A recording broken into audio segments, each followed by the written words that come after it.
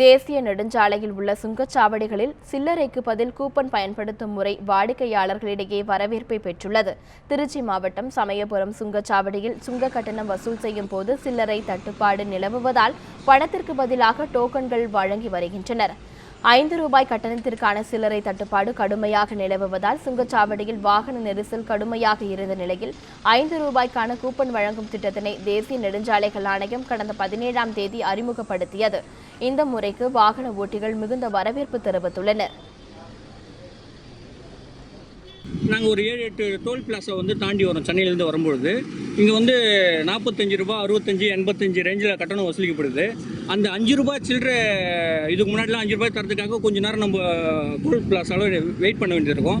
இப்போ புதுசாக அறிமுகப்படுத்தியிருக்காங்க ஒரு கூப்பன். ₹5 ஒரு கூப்பன் சிஸ்டம்.